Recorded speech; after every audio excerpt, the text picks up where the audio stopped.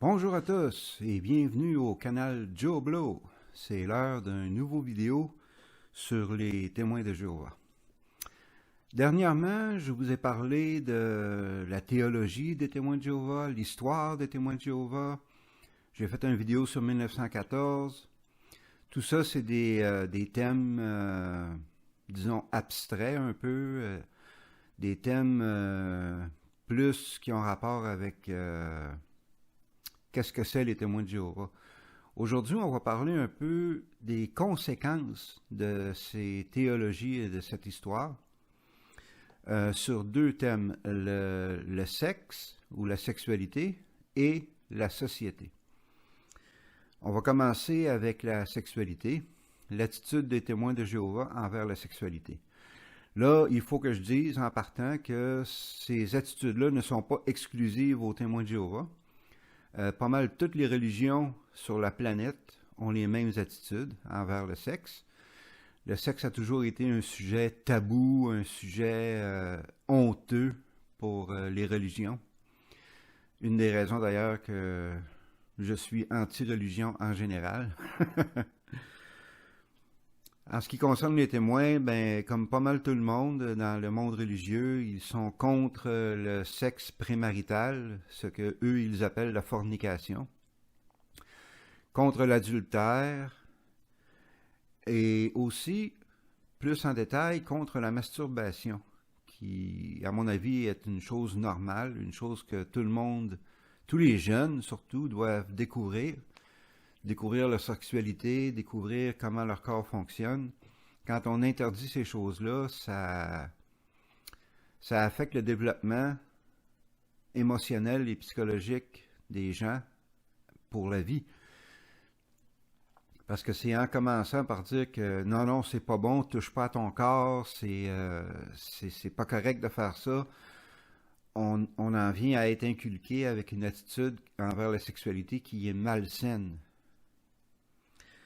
Quelles sont les conséquences de ces règlements? C'est-à-dire interdiction à la fornication, l'adultère. Ben, l'adultère, écoutez, c'est normal. Ça, je peux pas dire que je suis contre ça. Quand tu es marié, il faut que tu sois fidèle. Mais ça, c'est indépendamment de ta religion. C'est une question de moralité personnelle. Bon, alors, parmi les témoins, on n'a pas le droit... Et je vous parle en partie de mes expériences comme témoin aussi, lorsque j'étais adolescent. On n'a pas le droit de sortir avec les filles, pardon. Ou si tu es une fille, bien entendu, tu n'as pas le droit de sortir avec un gars, à moins d'avoir un chaperon. Les règles de fréquentation sont extrêmement strictes. Tu n'as pratiquement pas le droit de tenir la main, pas de contact physique et surtout pas de... s'embrasser puis se caresser, là, oublie ça, là, ça c'est interdit complètement parce que ça réveille des désirs impurs. Oh, quelle horreur! Moi, je trouve que c'est très malsain, ça, parce que si tu commences à fréquenter quelqu'un que tu veux peut-être éventuellement épouser ou passer ta vie avec, la sexualité est une partie importante de cette vie de couple.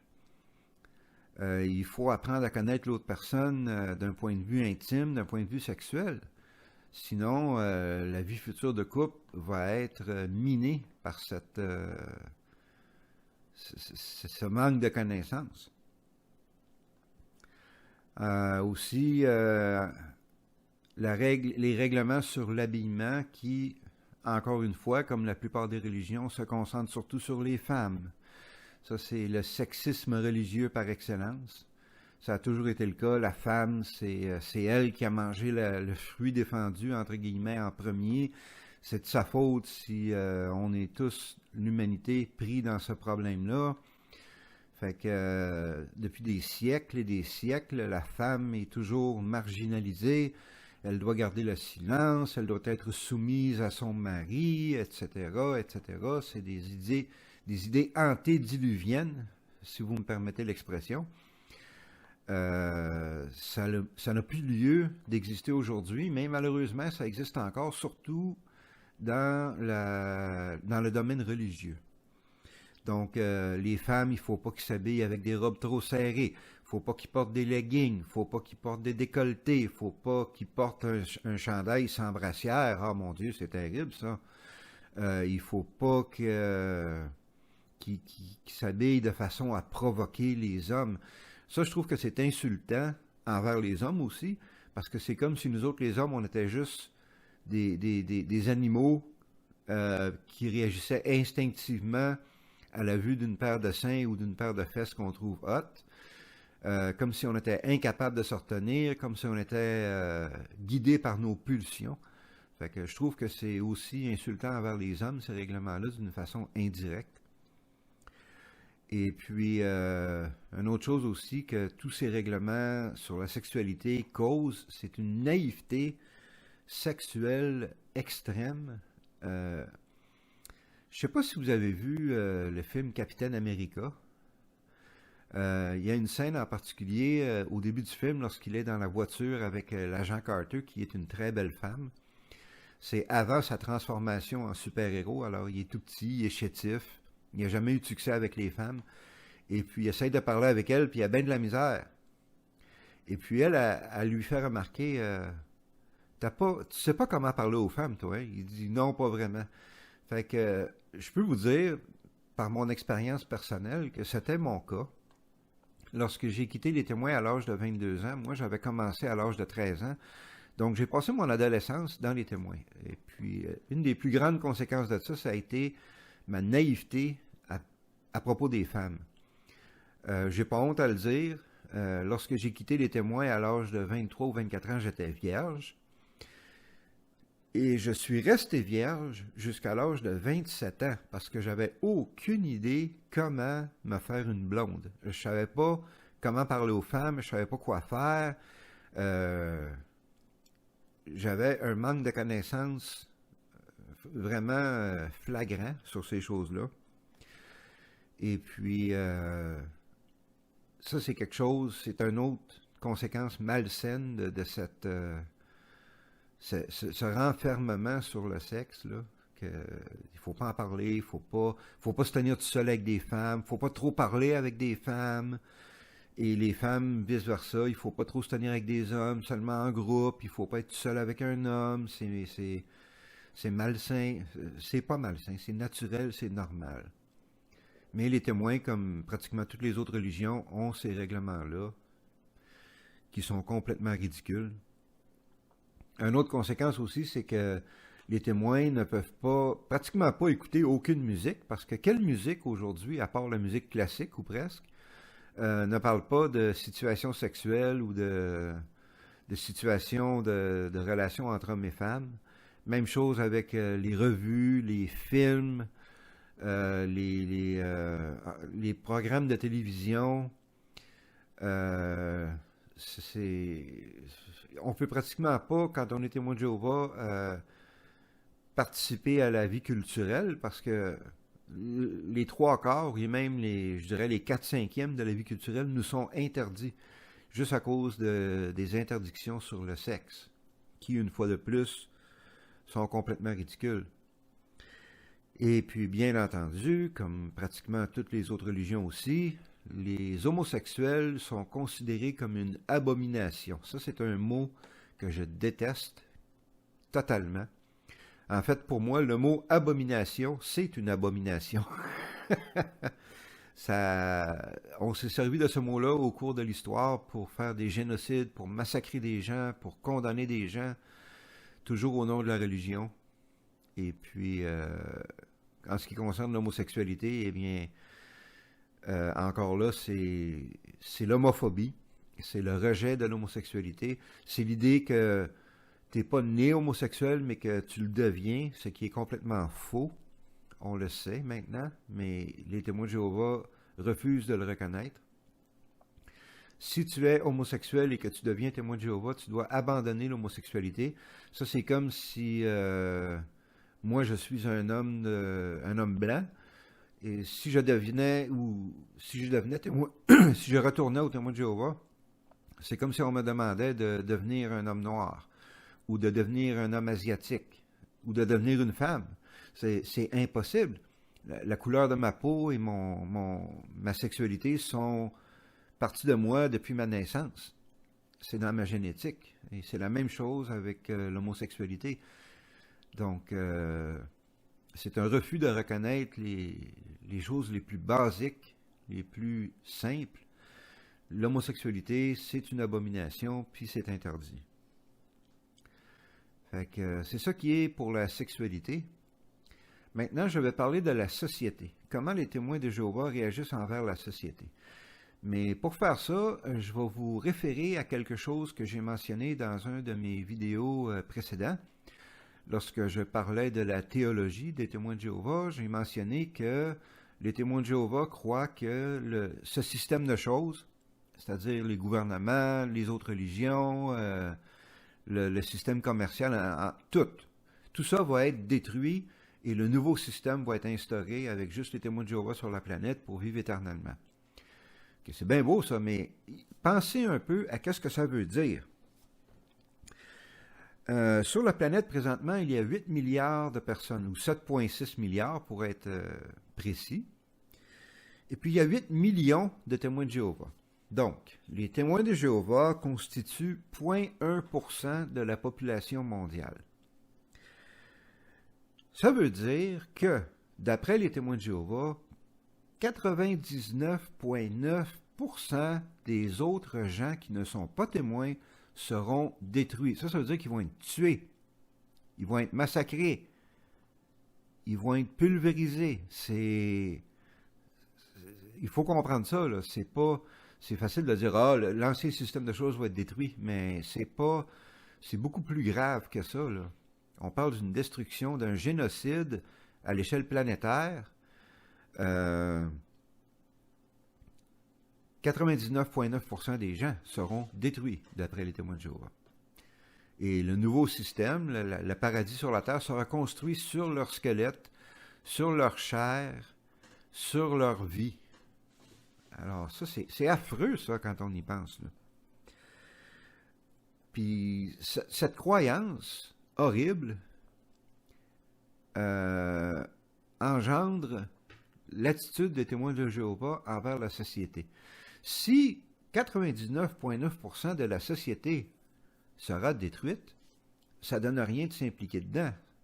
Ça ne donne rien de participer à la vie communautaire. Ça ne donne rien de participer à la vie politique.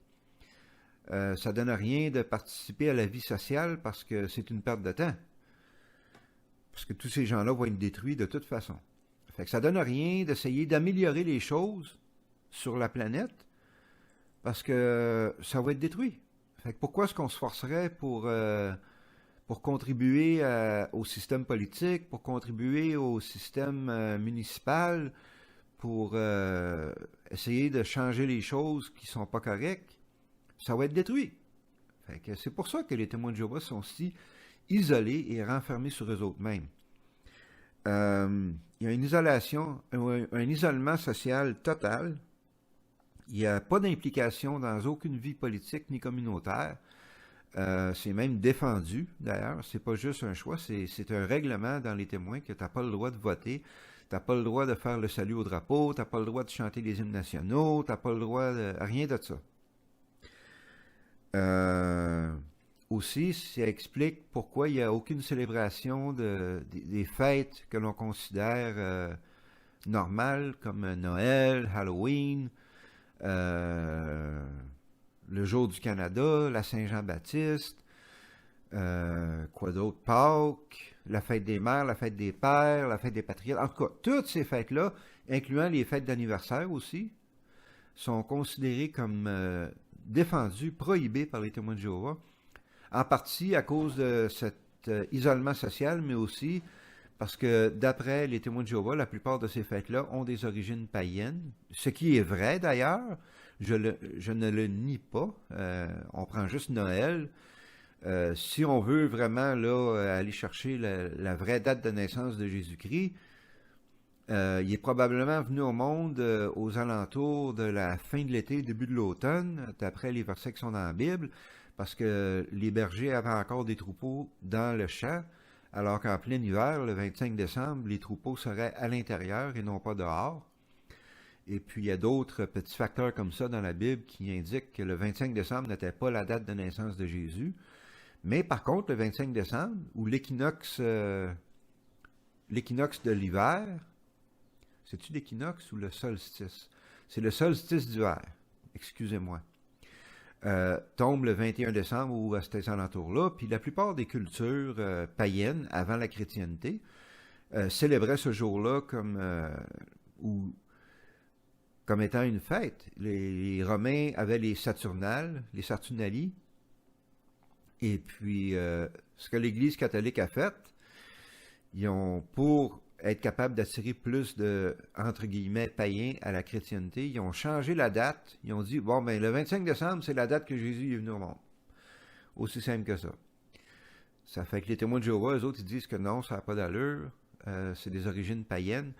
Mais l'autre facette de cette décision aussi, c'est que ça contribue encore plus à l'isolement social des témoins parce que on participe plus à Noël, on se réunit plus en famille avec les membres de famille qui sont pas témoins.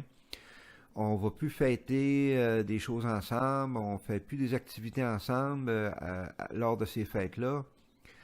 Ça contribue non seulement à l'isolement social, mais l'isolement familial aussi parmi les témoins. Puis je vous parlerai pas non plus des conséquences sur les enfants et les adolescents qui sont encore pires parce que à l'école, les jeunes qui sont témoins de Jéhovah n'ont pas le droit de participer à aucune activité scolaire, pas le droit de faire des voyages avec les autres élèves, pas le droit de préparer le bal des finissants ou des choses comme ça, des choses qui font partie du développement d'un jeune dans notre société moderne, sont toutes des choses qui sont défendues aux témoins. Donc, les jeunes témoins de Jéhovah à l'école sont complètement isolés. Ils font pas partie du groupe. Ils sont rejetés par les autres. Fait qu'imaginez qu'est-ce que ça fait, ça, alors qu'on arrive vers l'âge adulte. C'est moi-même, d'ailleurs, j'en ai fait l'expérience une fois de plus.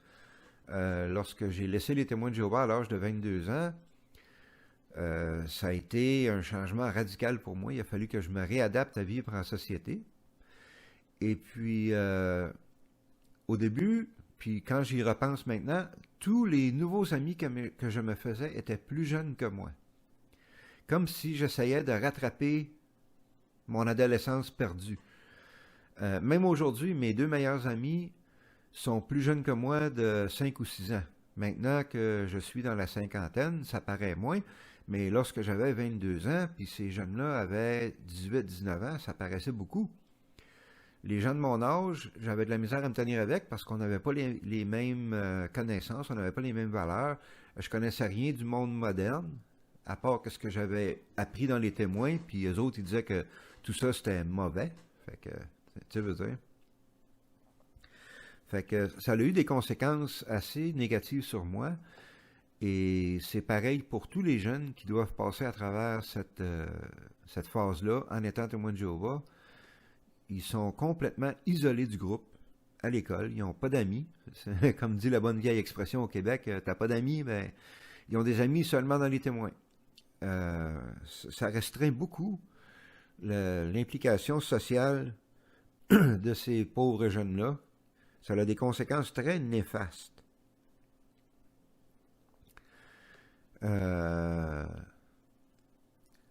Après ça, il y a d'autres interdictions aussi.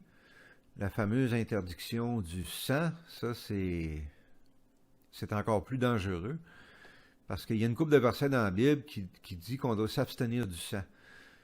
Si on regarde le contexte de ces versets-là, c'est plus des interdictions alimentaires, comme les Juifs qui n'ont pas le droit de manger du porc, les musulmans non plus. Mais les témoins de Jéhovah ont poussé ça à l'extrême en refusant même les transfusions sanguines qui pourraient leur sauver la vie dans bien des cas. C'est là une idéologie qui est complètement à côté de la traque, qui est dangereuse. Il y a des milliers de témoins de Jéhovah qui meurent à chaque année pour des raisons qui seraient très facilement guérissables avec des transfusions sanguines. C'est vrai que dans le passé, les transfusions sanguines ont été la cause de bien des problèmes parce que le système était mal instauré, mal géré. Il y a eu des contaminations à l'hépatite, des contaminations au sida, mais les choses ont beaucoup évolué dans la science et puis c'est pratiquement impossible maintenant d'attraper une maladie par contamination sanguine. Mais les témoins de Jéhovah, eux autres, c'est pas comme ça qu'ils voient ça. Ils voient ça comme une question religieuse. Donc, encore là, la religion qui vient s'aborder la vie en général, ça a été un désastre, cette interdiction-là sur les transfusions sanguines. Et régulièrement, parmi les témoins, les gens qui refusent les transfusions sont considérés comme des fidèles frères et sœurs, quasiment des héros qui ont sacrifié leur vie pour la religion. Et puis moi, je trouve que c'est une tragédie de sacrifier sa vie pour n'importe quelle religion, mais encore moins d'une façon si inutile, si... comment est-ce que je pourrais dire ça? J'ai pas vraiment de mots pour le dire, tellement que c'est ridicule. Bon ben, ça va pas mal conclure mon vidéo pour aujourd'hui. Je voulais parler de ces choses-là. Maintenant qu'on a fini avec la théologie, l'histoire, les interdictions, l'attitude envers la sexualité et la société, je vais commencer à embarquer dans des choses un petit peu plus intimes, entre guillemets, si on veut, dans les témoins. Dans les prochaines semaines, je vais commencer à parler des membres du Collège central, ces 8 hommes qui ont été si mystérieux pendant des années, mais que maintenant sont en train de s'afficher sur Internet, surtout avec le site Internet des Témoins de Jéhovah. On apprend à les connaître, et puis c'est pas toujours une bonne chose. Il aurait peut-être mieux fait de rester dans l'ombre, de rester mystérieux, parce que quand on les regarde aller, quand on les écoute parler, on se rend compte qu'ils sont très humains, et même quelquefois, ils se ridiculisent eux-mêmes. Je vais vous en présenter une couple, et puis vous jugerez par vous-même. Aussi, dans les prochaines semaines, je vais aborder d'autres facettes des témoins de Jéhovah, les scandales sur la pédophilie, les scandales sur l'ONU, le Malawi, le Mexique. Ça, c'est des choses qui ne sont pas connues par les témoins de Jéhovah comme tels, mais qui sont très connus par les experts à l'extérieur des témoins, mais bien entendu, la société Watchtower s'efforce de maintenir ces choses-là cachées.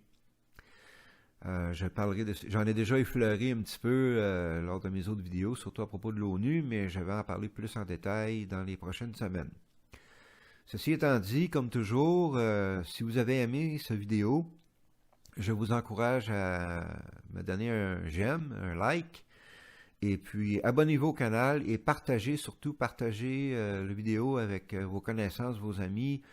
Comme toujours, je vous dis que je veux que ces vidéos-là soient le plus répandues possible au Québec. Je trouve que c'est un message important qui doit être entendu par tous. Fait que je vous remercie beaucoup de m'avoir écouté. Je vous souhaite une bonne semaine et prenez soin de vous. Et à la prochaine.